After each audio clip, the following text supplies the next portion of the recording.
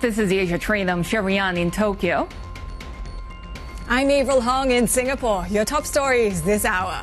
A positive lead-in for Asia as investors assess cooling geopolitical tensions and solid U.S. economic data. The Bank of Japan expected to hold rates today amid worries about Prime Minister Takaichi's fiscal plans. Intel falling in late trade on a lackluster forecast as supply shortages pose a new hurdle to its comeback bid. Also ahead in Davos, we'll hear from the NATO Secretary General and the U.S. Commerce Secretary, as well as Larry Fink and Ray Dalio. Plus, on Bloomberg Tech Asia, a deep dive into how the region can meet the surging energy demands of the AI revolution.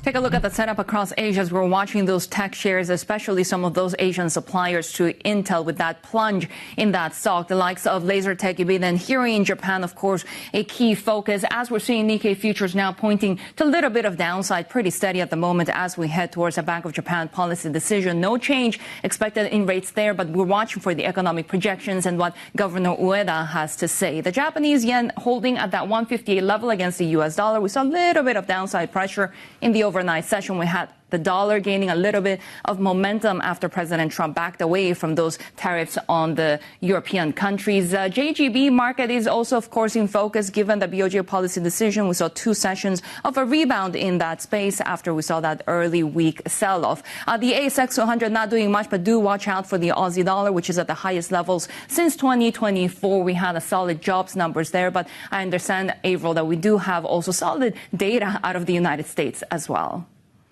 Absolutely. That shows you that resilience in the jobs market, consumer spending as well. And perhaps as investors pass that, that's why we saw the second day of gains or the recovery in U.S. stocks, including on the big tech names. You talk about Intel. We'll unpack that in just a bit. It is, after all, plunging in after hours. But what was also interesting, if you take a look at the small caps, the Russell 2000 has been outperforming the S&P 500 for 14 straight sessions. So worth highlighting. Now, as we saw the data coming in strong out of the U.S., indeed, we saw traders pulling back their bets of the Fed rate cuts. They're expecting maybe a delay now in terms of the timeline towards the later bits of this year. Shery. Yeah, let's talk a little bit more about Intel because shares are tumbling in late trade after weak forecast with supply shortages choking sales. It's a fresh setback as the once dominant chip company tries to restore its technological edge and recover from a share price slide. Let's go to San Francisco with the latest on this. But Sarah Fryer now joins us. She leads the big tech coverage. But Sarah, even at CES earlier this year, I was there. There was a lot of optimism about their latest design. What is going on with Intel? Well, in prior quarters, we've talked about the demand problem, that they really need to have strong customers to make this turnaround a reality. Now this is now having a supply problem, not being able to fulfill the demand that they say is now strong. That is unexpected, I would say, and I think is why the shares are down. It's a troubling sign that the turnaround may be more difficult than people were looking for. There was so much optimism. Shares had been up until this moment, and I think this is this is an indicator that the road is going to be tougher. Talk to us a bit more about these supply issues and the execution that Bhutan is highlighting. He's saying that the manufacturing yields are low, so that's the percentage of usable chips that are coming out of Intel's factories. So they haven't been able to fulfill the orders that are coming in. So really, their numbers could have been much stronger had they been able to make the amount of product they thought they would be able to. On the other hand, though, when it comes to innovation, for example, the latest Panther Lake design for processors, how well is Intel doing, especially when we're talking about competitors like AMD, Qualcomm? I mean, it takes a very long time to bring an innovation to market in the chip industry, and Intel has a lot of catching up to do. And you're right, they are under very serious pressure from AMD, from Qualcomm, but also given the AI boom that they really missed the boat on. I think that this is a critical period for the company. They have to figure out how to show momentum, but every single step of that plan takes a lot of forethought, right? You have to plan for manufacturing these components, what the demand is going to be months or even years in advance in some cases. So it's going to be a difficult process to get to a point where they are getting the results they want.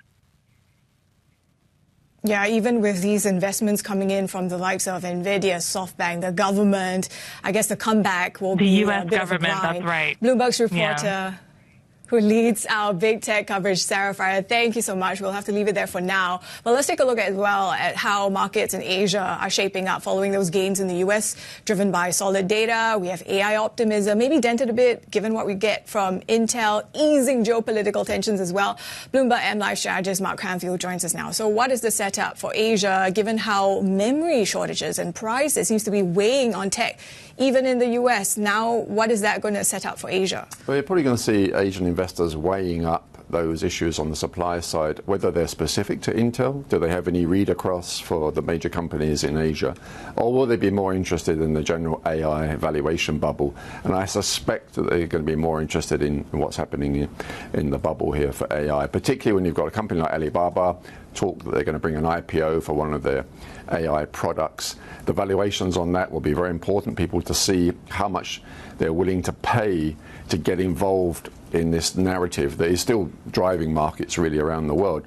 At the same time, in the background, you've had OpenAI this week talking about a huge fundraising, again at very high multiples. Anthropic as well is raising money at continuously higher valuations as well. So that whole story is still very much in place. It's helping to fuel demand for Korean companies, Japanese companies, Chinese companies, and you see them diverging pretty well. Even when there was a bit of turbulence in American markets, they were holding up fairly well. So for the time being, investors will probably keep their mind focused on how much further they can run this AI story, and they'll probably look at Intel as being a relatively isolated case. Just talking a bit more about Baba, this is also, I mean, when we talk about comebacks, the stock has been trying to make a comeback. I wonder, what is your sense of, if we see this chip unit IPO, the extent in which that can spur sentiment along a bit further? It's continuing to fuel what is already there, and the longer that Alibaba and other companies in that space can continue to do so, all well and good for investors. But people will know that we're getting closer to the end of this. I mean, it may well be that the trigger, the final catalyst for this is when you get someone like OpenAI finally goes for its IPO, that by the time they come, the valuations could be so extraordinary, people will say, that's enough, we can't sustain this any further. But we haven't reached that point yet. And of course, the Alibaba IPO is nowhere in the same league as the one that we might get from OpenAI. So it's a much smaller offering. But gradually, all of this erodes funds from the market. Investors have to make a decision. Do we stick with the companies that we have, or do we shift the money into these newer companies which are coming along? And if the valuations are too high, they're unsustainable, and it affects the whole market. Right.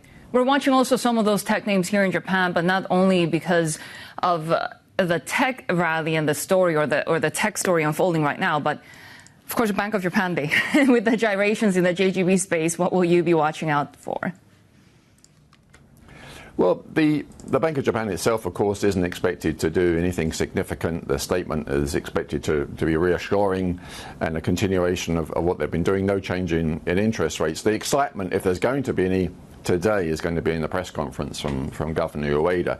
And clearly something that must be on his mind is the disruptions in the Japanese bond market, especially at the very long end of the curve. Bloomberg has been writing about it, that even relatively small transaction sizes are pushing around yields by substantial amounts. It's something that you probably wouldn't see in the Treasury market, for example. Even if people were trying to buy and sell very long-term Treasuries, the swings would be nowhere near as severe as what we've seen in the Japanese bond market. And that would be very concerning, because after all, a central bank ultimately is responsible for orderly behavior in its market, and the JGBs fall right under the BOJ's control from that point of view. So what we might get is a hint from Governor Ueda today that the Bank of Japan could pause. It's been reducing its purchases of JGBs for a long time. It has a plan to continue doing so into 2027. Maybe he will hint they're going to have to pause for a little while to help to bring some stability to the market. That would certainly be a boost. It's not guaranteed, but it is something he might be able to do during the press conference. I think to your point, $280 million of trading this week in JGB markets, wiping out more than $40 billion in that space. Mark Cranfield, Bloomberg M-Live strategist, with what to expect on the markets today. As we continue to delve into the Bank of Japan's messaging, that will come under intense scrutiny when it releases its policy decision today. And of course, as we mentioned, the governor presser as well. Prime Minister Takaichi jolted financial markets, pledging to expand fiscal spending. So economy and government reporter Yoshiaki Nohara joins us now for more on this story. Yoshi, so today we are not necessarily expecting another rate hike from the BOJ, but we'll be watching the presser and also the economic projections. Right. So as Mark Cranfield, my colleague, mentioned that the focus will be on the Governor Ueda's press conference in the afternoon. And the key point is that definitely he's likely to be asked about this week's major moves in JGB markets and its implications for the yen as well. And there's a lot of, I wouldn't say a lot, but there's some space for the governor to try to verbally bring calm to the market.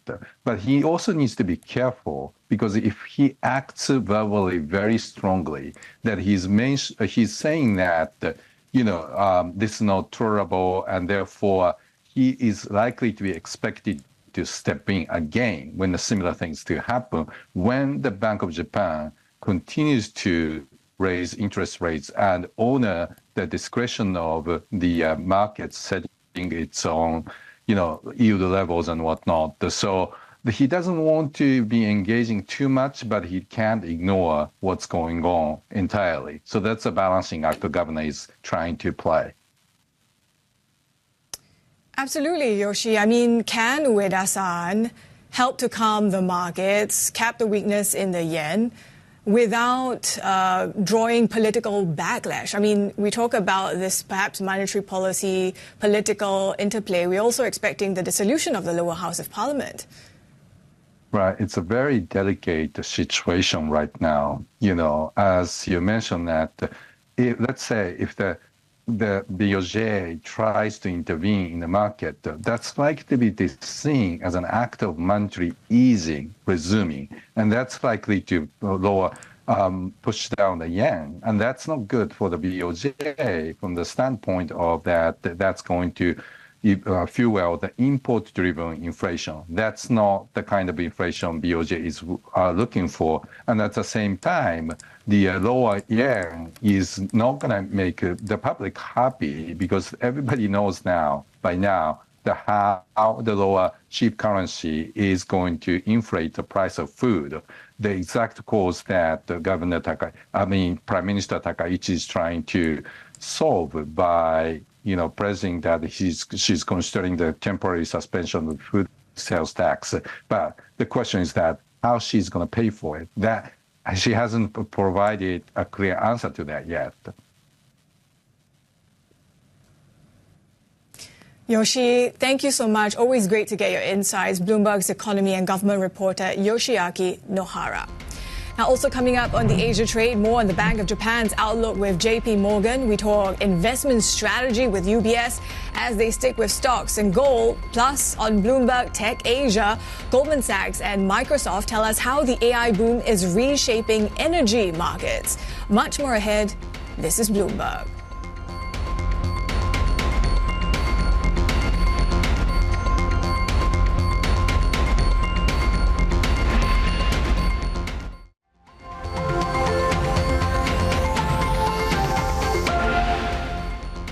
It looks like we have the concept of it. It gets everything we wanted, including especially real national security. We discussed how can we protect Greenland, how can we protect the wider Arctic region. We know that the Danes are completely open to having more American presence in Greenland, and Greenland is open to that. On Arctic sovereignty, we stand firmly with Greenland and Denmark and fully support their unique right to determine Greenland's future. The process of getting to that agreement has clearly damaged trust amongst allies, long-standing allies with deep friendship and partnership. That's been the very unsettling thing about the last few days. I think that what's going on is really a change of the world order. Every country is entitled to defend its legitimate rights and interests. We consider the people of the United States not just our allies, but our friends.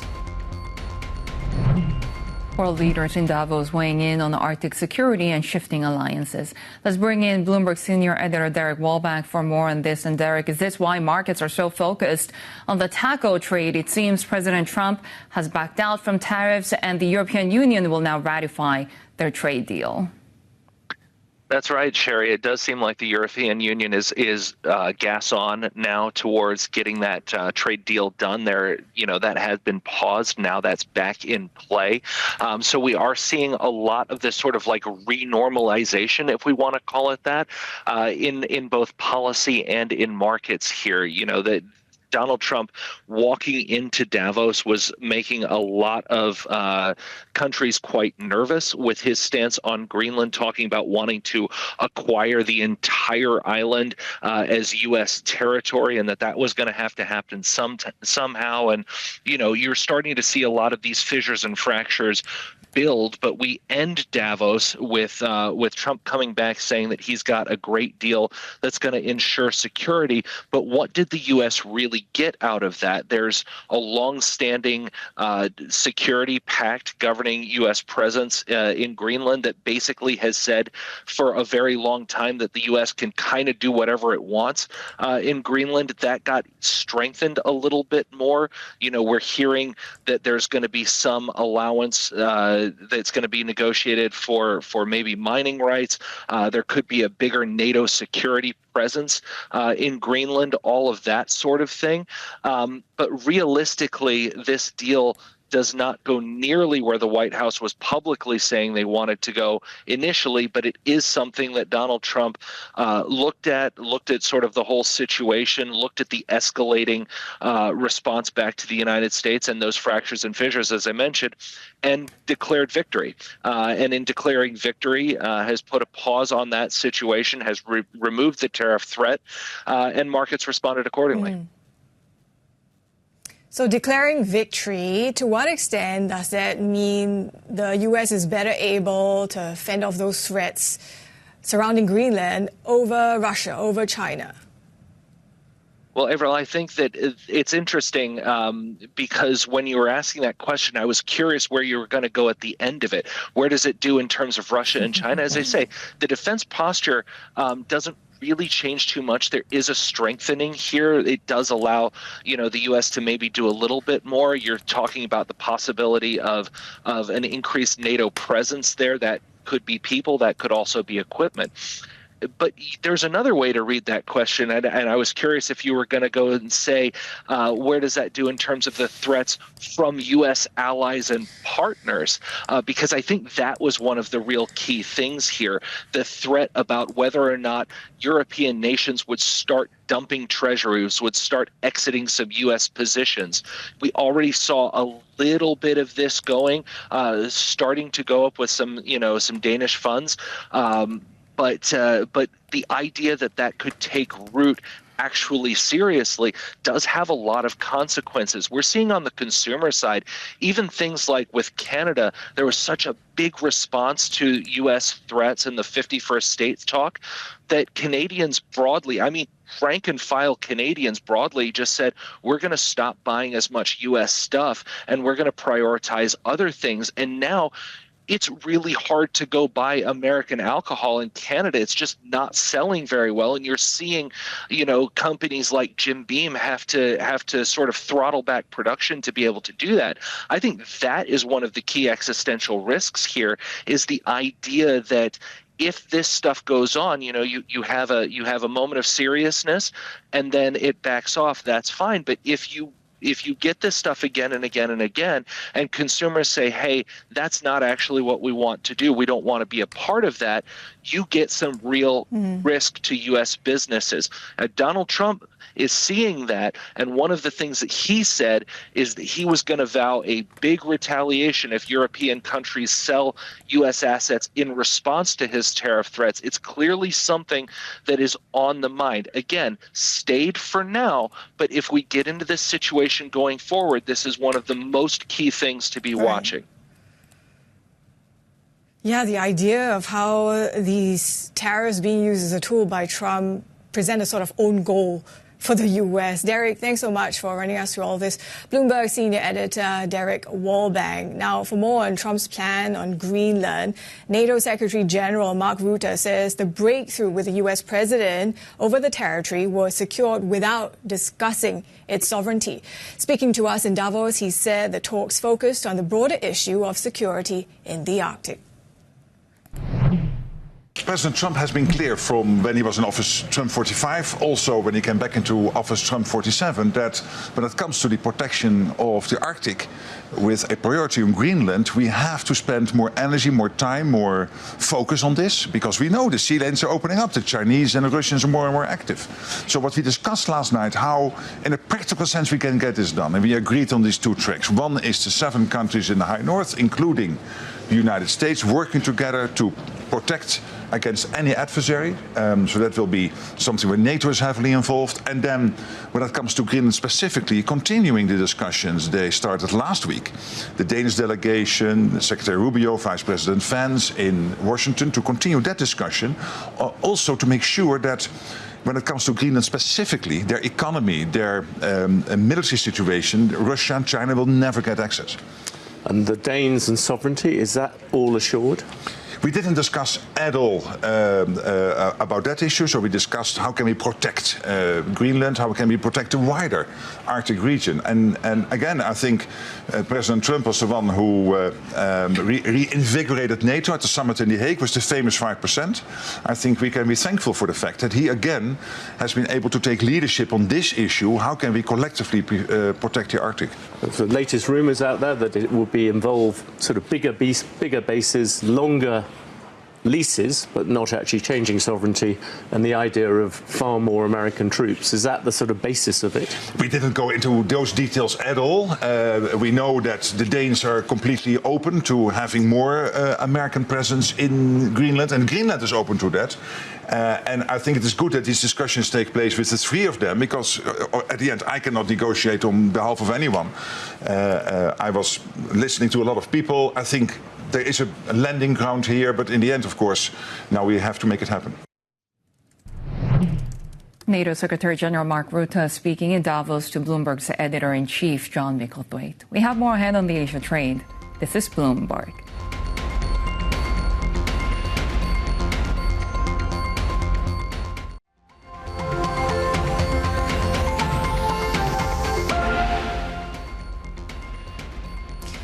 Just a recap on how assets across the U.S. are faring. You're looking at the dollar could be on this weekly slump that's its worst since the month of June. Treasuries, you're seeing upward pressure, but we did see that U.S. economic data pointing to a resilient economy, and stocks that focus, of course, not just on the small caps or big tech, but Intel in the after hours. More ahead on the Asia trade. This is Bloomberg.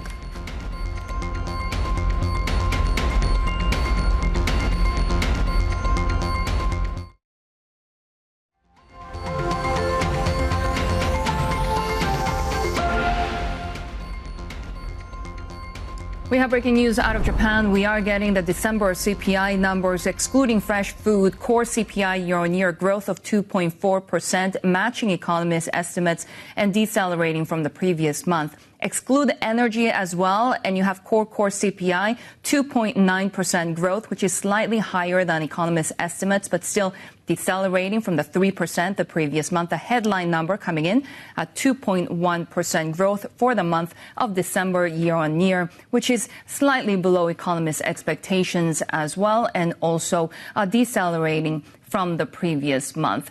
There have been concerns about whether accelerating inflation could lead to the BOJ to hike rates faster. We do know that it has been above that 2% target for the last 4 years. Let's discuss all of this on this BOJ day as well. Joining us now is Ayako Fujita, Chief Japan Economist at JPMorgan Securities. Ayako, always great to see you, especially when I just mentioned that perhaps if inflation continues to accelerate, the BOJ could move forward their rate hike, which is consensus estimates expecting it for the summer. What do you think? The recent deceleration is mainly driven by policy factors. Actually, core excluding fresh food, the decline to 2.4% is very much driven by energy subsidies, the decline in gasoline prices. And actually, we expect more to come because government will reintroduce electricity subsidies starting from January, so which will probably decelerate core excluding fresh food below 2% towards springtime. But that does not necessarily mean that actually underlying inflation is decelerating because, for example, like BOJ core, excluding fresh food and energy, still remain actually close to 3%. And actually, everybody expected actually food inflation to decelerate, but actually this is decelerating. But pace of decline, actually deceleration, is quite modest. So which means actually, underlying inflation pressure persists. So if we don't expect the Bank of Japan to move today, when could they move next? I expect it's going to be April because actually, the April is quite good timing for BOJ to justify rate hike because, by then actually we get the Shunto negotiation result, including small and medium enterprises as well. So that, if that turns out quite strong, then actually BOJ can justify that underlying inflation momentum will be still there. So therefore, actually, policy normalization needs to continue. Ayako, this is Avril in Singapore. Just wondering, is there a way for the BOJ today to send the signals to the market that would both help to calm what we saw, the ructions in JGBs earlier in this week and the issues surrounding the yen? Is there a way that there can be a solution for both issues? It's quite difficult actually this time because particularly actually today, Takaichi is planning to dissolve the lower house, so which is actually quite tricky timing for BOJ to send very hawkish signal. And if actually, of course, actually, if BOJ send a hawkish signal, of course that will actually, probably to calm down market a little bit. But actually, if that happens, then actually, the JGB market will start pricing in the early rate hike. And also, actually, the sending dovish signal is actually quite tricky. So therefore, I think actually the only solution for BOJ to do actually upcoming meeting is actually just sticking on the previous policy line, which is actually, BOJ will continue to deliver rate hike along with actually, the inflation momentum passes. So, this is kind of actually repeat of actually previous message. So market could potentially perceive it as a very dovish message. So there is a clear risk that actually, the Governor Ueda's press conference can be seen as a dovish. What about whether they might tweak their economic projections in any way? Maybe there can be some tea leaves we read out of that? I think actually the outlook of both will be revised up, and particularly growth focus, because, the BOJ has been quite actually kind of cautious, actually up to October outlook report, because they still stick, actually at the time, actually they still stick on the kind of cautious about related to Trump tariff. And that kind of actually cautiousness needs to be receded. So which means actually BOJ is going to revise up actually growth focus, and potentially actually BOJ will stick on the inflation focus, quite similar to previous one. But that does not necessarily mean that actually BOJ is maintaining their view, because, at this meeting, BOJ is planning to incorporate actually, the government subsidy measures and also, as I said, actually energy, gasoline subsidy and electricity subsidy, which was not incorporated in outlook reports. So if actually they incorporate all these kind of policy measures, they should revise down inflation. But if actually BOJ keep inflation forecast almost unchanged, which means actually BOJ technically actually revised up actually underlying the inflation forecast. How closely is the Bank of Japan watching the JGB space and the market ructions there? Because the level of illiquidity in the bond market and the disconnect that we're seeing right now seems very unusual. How big of a risk is this? Of course, actually, BOJ is closely monitoring the GGB market, but the problem is actually what causes this problem, right? Because, BOJ, if actually, the kind of this bond market actually instability is created by BOJ monetary policy, BOJ can take some action. But, the cause of this JGB market, actually, the action is pretty much driven by politics. So, of course, actually, there are some market participants who expect BOJ to step in, increasing limit operation or actually, stopping QT or those things.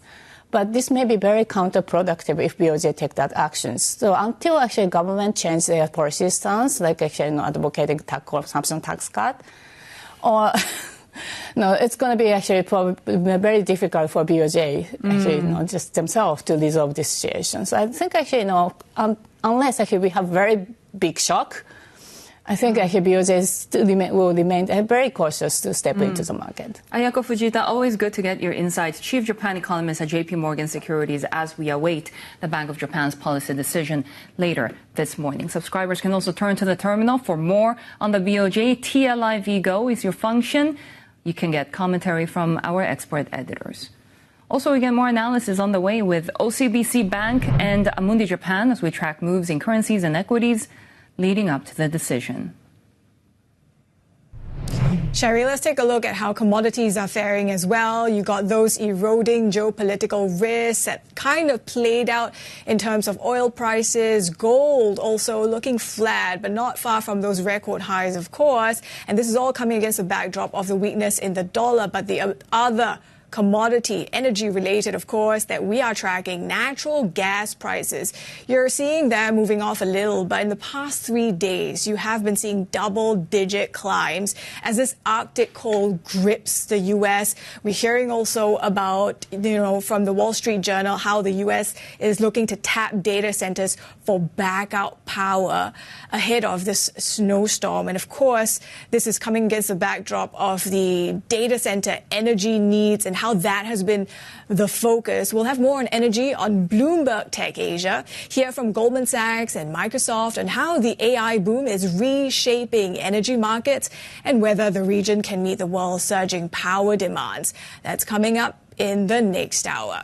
Meantime, Argentine President Javier Milei has issued a strong defense of his country's closer economic ties with China. Speaking to Bloomberg in Davos, he insisted that he wants an open economy, despite the U.S. Treasury Secretary saying last year that Milei was committed to getting China out of Argentina. In my view, what Scott Bessent said is well in line with the thinking of the United States administration, and this is a matter related to geopolitics. The United States does trade with China, and the way we see it, China is a great trading partner. It means a lot of opportunities for us to expand markets. So that is not any source of conflict. When the geopolitical time comes, do you have any doubts as to where China stands? China doesn't have a space station in the United States, the last time I checked. It does have a space station in Argentina. Well, that's not proven. Well, China doesn't. I will ask President Trump whether the Chinese have a space station there.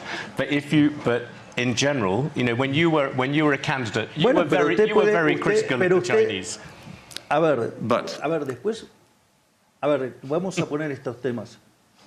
Let's put it this way.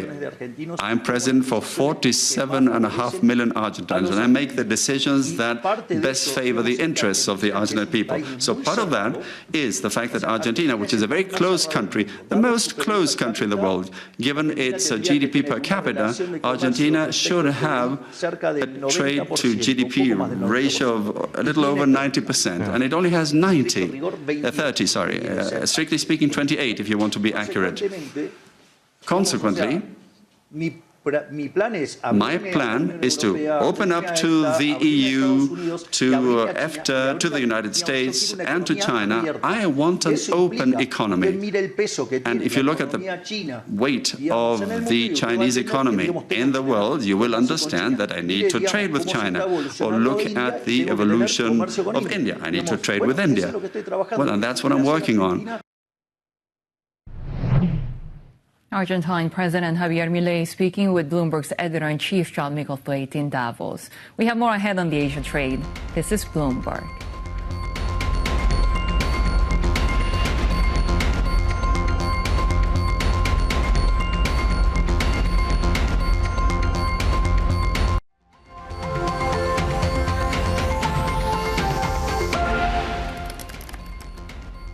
President Trump is suing JPMorgan and CEO Jamie Dimon for at least $5 billion over claims they stopped offering him banking services for political reasons.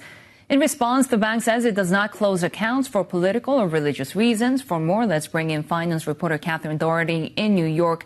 Catherine, we had heard from JPMorgan a couple of months ago that they were facing reviews and investigations. Now they're facing a lawsuit. What do we know?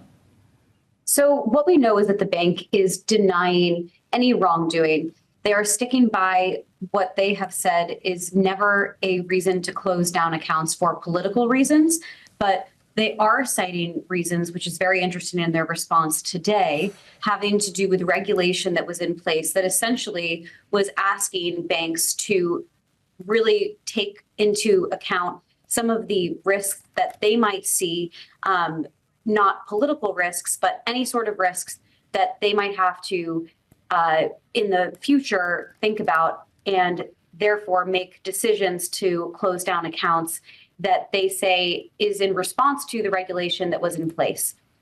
So this is really a rhetoric that has been continuing. It was a year ago in Davos that Trump really brought forth this idea of debanking, calling out Bank of America's CEO Brian Moynihan on stage. And it's 1 year later coming back into the public's attention. Catherine, Trump is also putting pressure on Wall Street's banks by urging this 10% credit cap charge cap. What are we hearing in terms of how some of them are offering solutions to this? So it's interesting. A week ago during bank earnings, the executives were asked about what kind of impact and the response that they might have to an interest rate cap that President Trump is asking the banks to put in place. Last week, the executives were talking about the impact, saying that it would restrict lending, that they would have to change their parameters and the way in which they offer credit to their consumer customers. 1 week later, we are reporting and giving more details today on the potential solutions that the banks are looking into. One way that they could potentially appease the Trump administration is by offering a credit card with that 10% interest rate cap. The details of how they would be able to do that remains to be seen. But this is a new way, if it is a new product, that they could move forward. And they've always been saying that if it's affordability that's the issue, which is what the Trump administration is really highlighting as the reason behind putting this interest rate cap in place, all of the banks are saying that is an issue that we too feel strongly about. We want to help consumers, not restrict them. And they're saying that if you put this 10% interest rate cap in place, that might cause them, because of the financials, the economics behind what they would have to do on the back end to essentially make up for some of the losses that they would incur. They're saying that it would have the opposite reaction.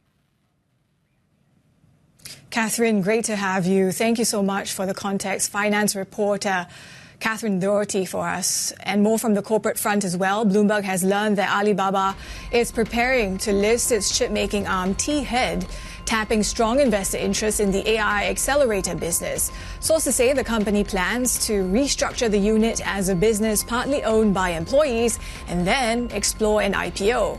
T-Head was founded by Alibaba in 2018, developing chips for both computing and storage.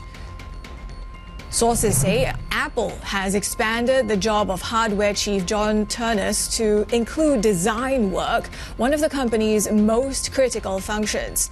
The move solidifies his status as a leading contender to eventually succeed CEO Tim Cook. At 50 years of age, Ternus is the youngest member of Apple's executive team.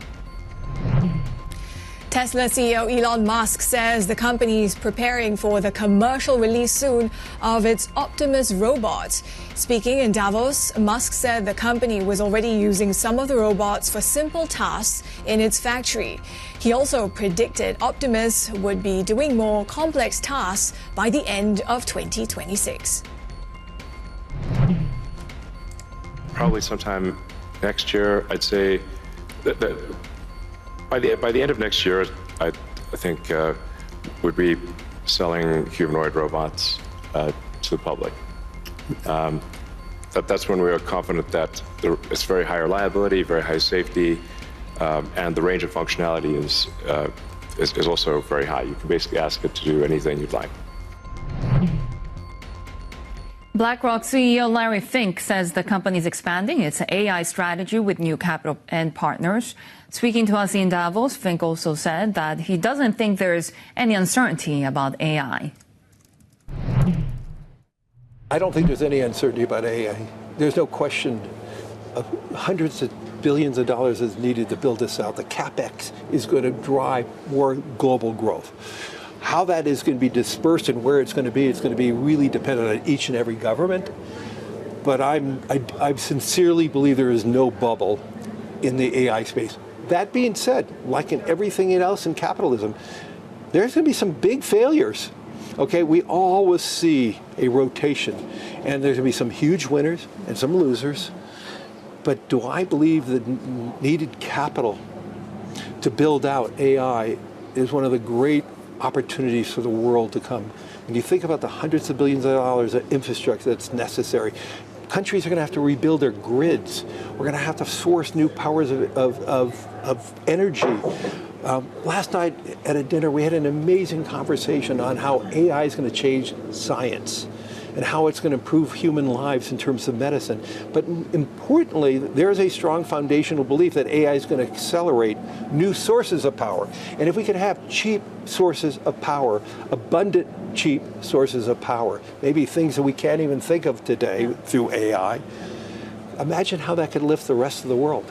You announced a big, actually, partnership with Microsoft that you've raised $12.5 billion as part of this, partnership to bankroll data centers. Yes. Like, when are you hitting 30 million? 30 billion, yeah. 30 billion. When's that coming? Well, we raised 12. We announced 12.5. We're actively raising more money. We did already make an acquisition in Aligned Data Centers. The total enterprise value was $40 billion. But not only is Microsoft our partners, MGX of Abu Dhabi, NVIDIA is one of our partners, XAI is one of our partners, and so we have an incredible partnership group in building this out, and we are seeing more and more opportunity working alongside some of the best hyperscalers, and so we see nothing but opportunity, and that but we have to be judicious and we have to be thoughtful about it. But I'm very encouraged about what AI can do for humanity. BlackRock CEO Larry Fink speaking with Bloomberg's Francine Lacroix at Davos. More ahead on the Asia trade. This is Bloomberg.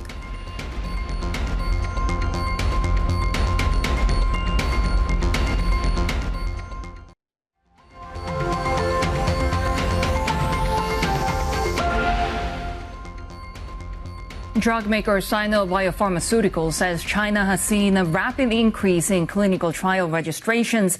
CEO Eric Say also spoke to us in Davos about his open-ended approach to deals in 2026 and where he sees the company in 5 years. Definitely, I think there's a couple of numbers that China is catching up with, soaring in the past decade from 5% of the total clinical trial numbers to right now register on, I think, 1/3 of global trials. So that's definitely a huge jump. And then from deals acquisitioning for out-licensing, last year I think it's $130 billion USD plus deal size. So definitely that's huge in terms of total deal. I think it's coming out from like a talent dividends for the past years, and how Chinese government is encouraging innovation, is really giving out directions, and then is giving out a speed as well. So I think the other reason is because of the population basis. Like, Chinese just have to do things at much faster and then more cost-efficient way to survive. So in the end, it comes to survival. How much clarity do you have for 2026? How many more deals do you think we can expect? We are anticipating not only M&As, but also out-licensing. So we have a lot of good molecules interested by big pharmas, by MNCs. And then we're also very open space. We don't necessarily have to do out-license to MNCs, but also maybe partnering with funds to fund the initiative of clinical trials overseas, as well as possibility of carrying out it ourselves. Where do you see Sino Biopharma in 5 years? Definitely, I think we'll keep on doing what we're doing. Our strategy, I think, is very clear-cut. We're very focused in the areas that we're now in: oncology, hepatitis, surgery and analgesics, respiratory, and we're looking into right now because of the M&As and then cardiovascular, as well as metabolism, as well as immunology and some CNS. With this, I think we continue to focus on the areas that we were in, and then where innovative is driving. Because some of the TAs before, we see less of a breakthrough. So I think some of the TAs is just maintained. And then the others, I think, is like how we really develop it through it. So in the next couple of years, I think it's complete on what I just said. Steady on your current strategy, operation, and then keep on delivering. And number two is like opportunities on M&As, out-licensings, and partnership. Sino Biopharmaceutical CEO Eric Tse speaking to Bloomberg's Haslinda Amin in Davos. More from the corporate front. India's biggest carrier, Indigo, has reported profit that missed expectations due to one-time charges from December's disruptions and tighter regulatory oversight. Third quarter net income slipped to $60 million. Sources say Elon Musk's SpaceX has lined up 4 banks to lead its IPO as it moves forward with plans for the biggest listing ever. Bloomberg has learned the firm sees Bank of America, Goldman Sachs, JPMorgan, and Morgan Stanley in senior roles, though no final decisions have been made. SpaceX targeting an IPO as soon as this year. This is Bloomberg.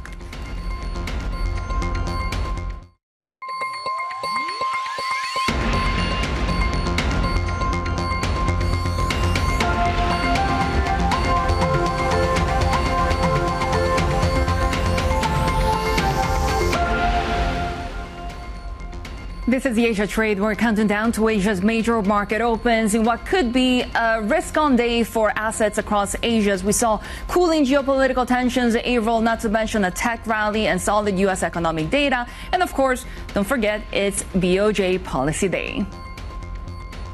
Yeah, on a day where the lower house of parliament is expected to be dissolved. So perhaps this interplay or complications between politics and monetary policy, Shery, but also watching as well whether the things cool down further in the ructions from earlier in the week on the long end in JGBs.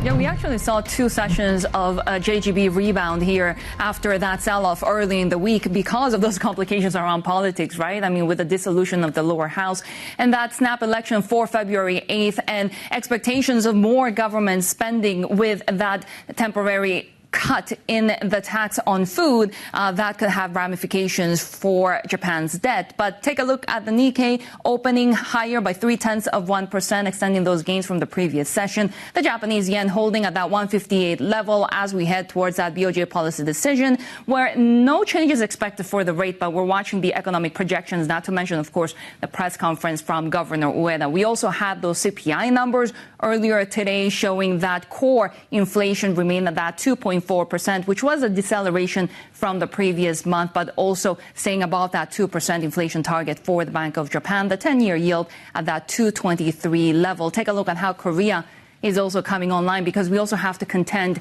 with that tech narrative that we have ongoing, because we had, of course, rallies in Samsung Electronics, also SK Hynix, on those more positive commentary coming from the NVIDIA CEO Jensen Huang about the AI build-out. But at the same time, we had the plunge in Intel in the after-hour session, so we're watching some of those Asian suppliers overall as well, although the Kosdaq at the moment is still gaining 0.6%. And remember that incredible rally for the South Korean market, the Kospi up 95% in the past year already, the Korean won holding. But we have, of course, seen that significant pressure when it comes to the Korean currency, Avril.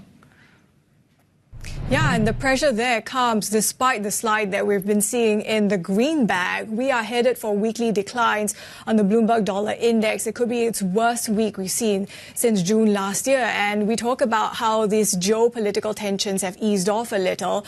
But some of these analysts have pushed forth insights, including the takeaway from this week amid the tensions might have been for European allies of the U.S. that maybe they cannot rely on the U.S. as a partner so much anymore. So maybe there's that rethink continuing. And against the backdrop, I mean, we've been talking about this week, right? The de-dollarization trend, or maybe investors not turning up their appetite and picking up more U.S. assets, so to speak. So perhaps that Sell America theme might be still intact. Now, we're also watching for, as you said earlier, that strong U.S. economic data. We saw personal expenditure, or should I say consumer spending, that came in strong. And then the jobs market, it also showed signs of resilience. So all in, it points to a U.S. economy that maybe doesn't need so much in the way of Federal Reserve easing. What is that going to mean for the timing of the next rate cut?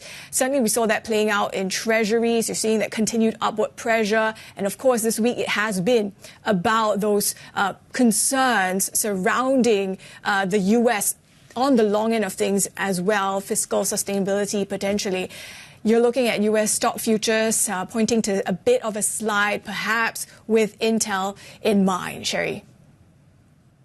Fiscal sustainability, a big issue here in Japan as well, right? The Bank of Japan's messaging coming under intense scrutiny when it releases its policy decision today. This after Prime Minister Takaichi jolted financial markets by pledging to expand government spending. Economy and government reporter Yoshiaki Nohara joins us now for more on this. So no expectations of a change in the rate from the BOJ, but of course the commentary and the economic projections will be key today. Right. As you mentioned, Shery, there's no expectations for any rate change today. It's decision. But at the same time, there's going to be a lot of attention given to the Governor Ueda's press conference in the afternoon for primarily two reasons. One is obviously how he may respond when he's most likely to be asked about the JGB big moves this week. But at the same time, ongoing interest about how the Bank of Japan is feeling about the weak yen, because that's going to also affect the inflation via import prices. So those are the key points that people will be watching at the press conference this afternoon. We also got those Japan inflation numbers, JPMorgan describing it as a modest deceleration. What is your read, and perhaps what the trajectory is going to be given these counter-inflation measures from Takaichi? Right. Those are good questions. I mean, the core CPI is still above the BOJ's target, but also, probably more importantly, if you look at the core CPI, which is the inflation measure excluding fresh food and energy, it's very high still. So that indicates to me that there's no reason for the BOJ to change its stance, that it's going to keep raising interest rates gradually. And but as I mentioned that. It's also the government's intention to bring down inflation, especially for food prices, because that is hurting households. But, what we need to also know is that the ruling party has said it will accelerate the consideration of the suspension of food sales tax. But it hasn't said it would definitely do so and starting when, and hasn't figured out how to pay for it either. So those are key questions that still need to be answered. Yoshi, for the meantime, thanks for running us through all this. It's been really good to chat. Bloomberg's economy and government reporter Yoshiaki Nohara. Now let's get the market perspective as well. XI Qiao is financial advisor and managing director at UBS. XI Qiao, great to see you. So we were just talking with our colleague Yoshi about what's at stake for the BOJ and perhaps Takaichi today. What is the one thing you're watching out most closely, given the slide in the yen we've been seeing, the JGB meltdown earlier in the week as well? Yeah, that's a great question there. I mean, we still believe there's, we are mainly focused on the equity markets and, you know, if there's still any upside in the Japanese equity markets. And we believe that there's still further upside, especially in the medium term, despite the recent surge. And we're watching closely the US dollar and Japanese yen, and we project that to trend a little lower over the next 12 months. You know, following the recent rise in the 10-year JGB yield, we expect the yield volatility to remain elevated, and in the short term, and for yields to decline in February. So I think overall, our investors are just more concerned if they want to still, you know, consider buying more into the Japanese equity markets or stay invested with the recent volatility. What are your expectations of the yen weakness being capped? Because I think you see some appreciation before the year is through. You mean, I mean, we believe the USD. Do you expect to see Japanese yen gaining ground by the end of the year? We are still expecting that it will trend lower over the next 12 months from yen appreciation. Talk to us as well about how you're positioning specifically when it comes to Japanese stocks. Well, I mean, Japanese stocks is, you know, not one of our main focus, but I mean, we were very much, you know, a big believer in global equities this year, particularly with the strong GDP growth in the US and also the 4 largest economies in the world. So Japan is certainly a market that investors can look into, but also, you know, like surrounding regions, emerging markets, even Europe, I mean, China, these are all regions that we think investors will probably be better off if they're more diversified to navigate some of the short-term volatility in the stock market right now. Yeah, I mean, some of that volatility, especially in the tech sector, right? Right now here in Japan, we are watching some of those names like Laser Tech, Ibiden, because of their supply status for Intel, for example. I want to expand on this question, though, about the tech rally that we continue to see globally and the role that Asia might play here, not just in Japan, but those names in South Korea as well. Yeah, I mean, I think there's certainly a lot of strength in Asia in terms of tech rally, China as well, Japan, but we maintain just to kind of focus in a little bit on Korea, South Korea, we maintain a neutral stance on South Korea equities right now. And a lot of that is just due to reliance on memory chip industry and potential political and tariff risk.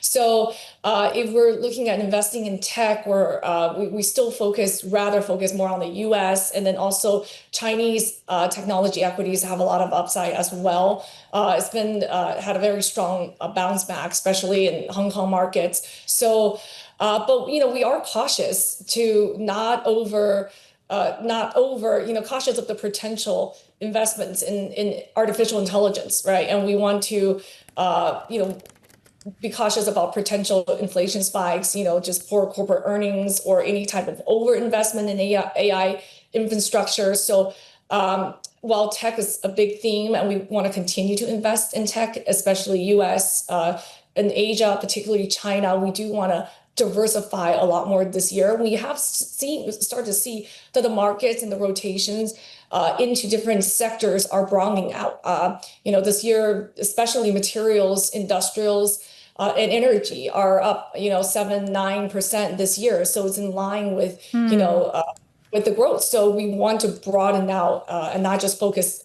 specifically on tech. Yeah, to your point, Bloomberg learning that Alibaba is preparing to list its chip-making arm T-Head as well. But to your point as well, when it comes to the broadening out of the rally, are you seeing that within China in those industrials that you talk about, or are we still being hampered by the economic recovery that's taking time? We're still kind of hampered by the economic recovery in China. I mean, a lot of Chinese tech that are leading are still the technology companies itself in software and hardware. Overall economy is improving a lot. And it's on a trend up, but there's still a lot of political and, some of the political tensions and, that still need to be resolved. But it is definitely trending better this year. Qiao, always good to have you with us, finance advisor and managing director at UBS, with her take on the global markets today. We have more ahead on the Asia trade. This is Bloomberg.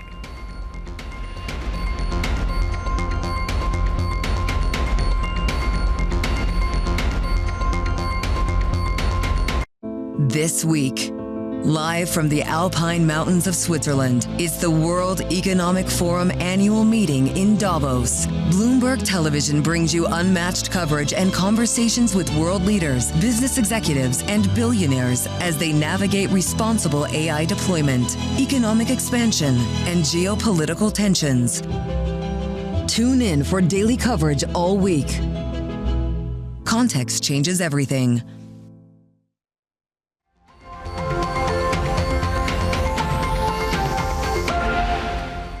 It looks like we have the concept of it. It gets everything we wanted, including especially real national security. We discussed how can we protect Greenland, how can we protect the wider Arctic region. We know that the Danes are completely open to having more American presence in Greenland, and Greenland is open to that. On Arctic sovereignty, we stand firmly with Greenland and Denmark and fully support their unique right to determine Greenland's future. The process of getting to that agreement has clearly damaged trust amongst allies, long-standing allies with deep friendship and partnership.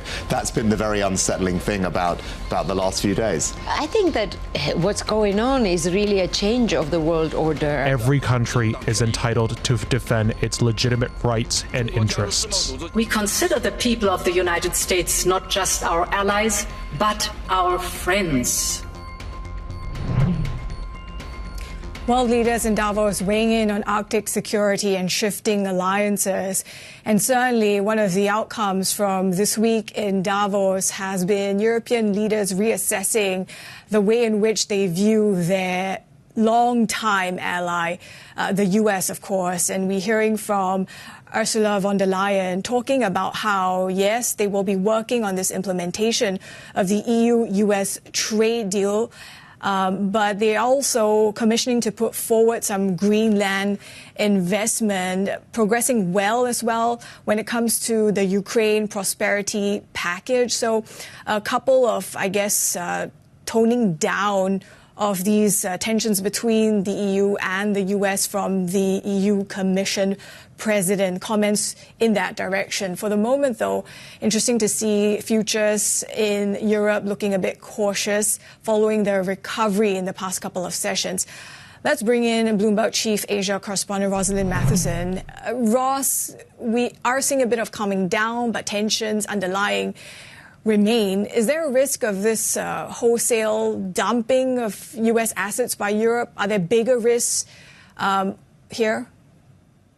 Well, obviously that's been in the conversation, but it does really seem unlikely for now. And of course, the US president has threatened retaliation if it were to happen without saying exactly what that might entail. But there has been that conversation over the past week of the leverage that Europe has in terms of holdings of US assets. That's as leaders are frankly grappling with how to respond to what they see as this very new relationship with the US. And Europe does hold about 40% of foreign holdings of US treasuries, which is less than Asia, but not nothing at all. And they have sold treasuries and other US assets from time to time. I mean, they make those calculations based on market and risk and so on. And so selling of treasuries is not unusual. It doesn't necessarily suggest that they're looking to dump wholesale. But you know, there is a bit of leverage there potentially. Most of the holdings are held by private funds and not state funds. And so if they were to sell, it's probably a reflection of them just seeing that they perceive a greater risk in investing in the US, or they just want to diversify their holdings, not necessarily a political statement. But, you know, there is some leverage there potentially. It's probably more, you would say, on the trade side than necessarily in their holdings of things like US Treasuries, though. Yeah, I mean, the selling of U.S. Treasuries always comes up when there's any tension between the U.S. and, say, China or Japan as well, right? But when it comes to the EU, now that the truce seems to have been reaffirmed, how quickly could the EU ratify the trade deal now? Well, a couple of days ago, it was put off indefinitely. Now they're saying that they're going to see if they can move towards it. And of course, the comments just recently by the EU Commissioner President Ursula von der Leyen in that regard. But also, again, European leaders have been shaken by what they've seen over the past week. Their heads are probably still spinning from all the developments. And do they really want to rush to ratify this deal as a result? The lead lawmaker for the EU has said the relationship has changed. He wants to know exactly what is in this Greenland framework before they ratify the deal. So his committee is probably going to meet on Monday to discuss further steps. And with Donald Trump saying that a clarity on the framework with Greenland is probably 2 weeks off, I mean, for him, deadlines are also quite rubbery things and he can blow through them or change his mind. Will Europe want to wait to see a little bit more about what that framework deal is going to entail before they sign on and the Parliament ratifies this trade deal? Because, of course, ratification is leverage in itself. And do they want to hold back a little bit and see exactly what this deal involves before they sign on? Yeah, Rosalind Mathewson, always good to chat with you, Bloomberg Chief Asia Correspondent there. And Ukrainian President Volodymyr Zelenskiy also accusing European allies of failing to halt Russia's actions and lacking the will to act as a real global power. During a speech in Davos, Zelenskiy said Europe loves to discuss the future but avoids taking action today. Dear friends, we should not degrade ourselves to secondary roles, not when we have a chance to be a great power together. We should not accept that Europe is just a salad of small and middle powers seasoned with enemies of Europe. When united, we are truly invincible. And Europe can and must be a global force, not one that reacts late, but one that defines the future. And more from Davos. U.S. Commerce Secretary Howard Lutnick has dismissed the recent strengthening of Canada's trade relations with China as political noise. Lutnick also told us Prime Minister Mark Carney's tilt toward China could become an issue in talks this year over revamping the North American Trade Accord. I think what that is political marketing. Right? The Canadians have the second best deal in the whole wide world. If they continue this path, right, which is a political path of a certain thing, I'm going to go fly to China, I'm going to open up my markets to China, I'm going to take Chinese electric cars and do all sorts of this stuff, then when USMCA gets renegotiated this year, sort of like towards the end of the summer, right in the middle of the summer, do you think the President of the United States is going to say, you should keep having the second best deal in the world? I mean, you guys are such great friends. I mean, they are playing with a set of rules that they haven't really thought I can through. hear it in your voice. You're excited about negotiating this, aren't you, later this year? Well, they've sort of given a sort of a roadmap of saying, so I guess we should change the whole deal.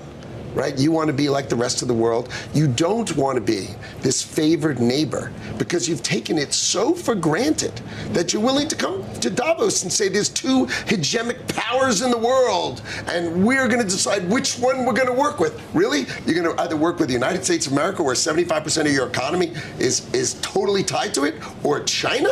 Why would you say that? I think it's political. You know, I think if we take it correctly, we should look at it as just political noise coming out of a prime minister, and maybe this is working for his election, right? Because I don't think it can be real, because if you took out the math of Canada's economy and doing business with the United States of America's $30 trillion economy. There's no such thing as changing what they have today. No one would vote for changing what they had today. Now, maybe they're marketing it well, but they're just for their politics. U.S. Commerce Secretary Howard Lutnick speaking with Bloomberg in Davos. We have more ahead on the Asia trade. This is Bloomberg.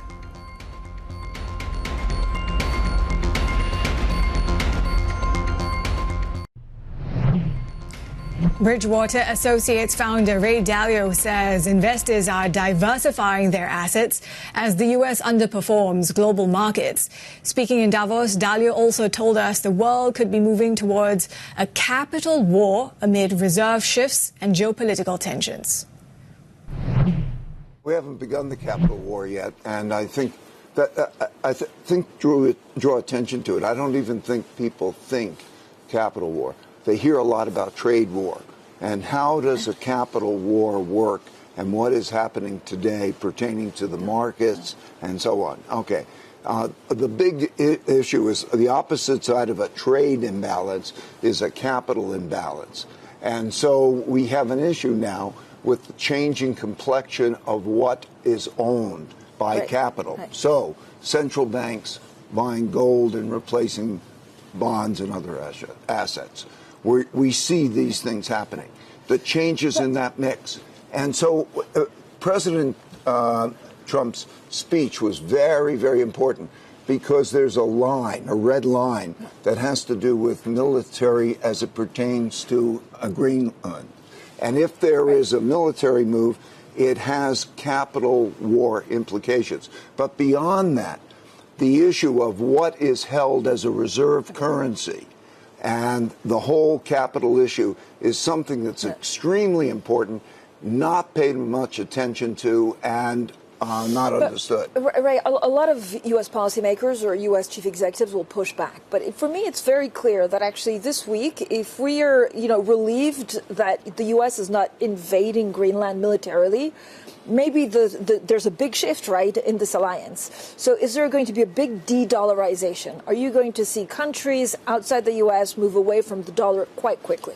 Generally speaking, you're seeing a diversification away from the U.S., right? Last year, U.S. markets, wonderful performance, but underperformed the rest of the world.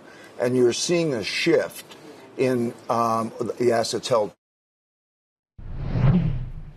Bridgewater Associates founder Ray Dalio in Davos as we continue to keep an eye on those tech stocks across Asia under pressure today as Intel suppliers really brace for impact with Intel's lackluster forecast. Bloomberg Tech Asia coming up next. Stay tuned for a deep dive into how the AI boom is reshaping energy markets. This is Bloomberg.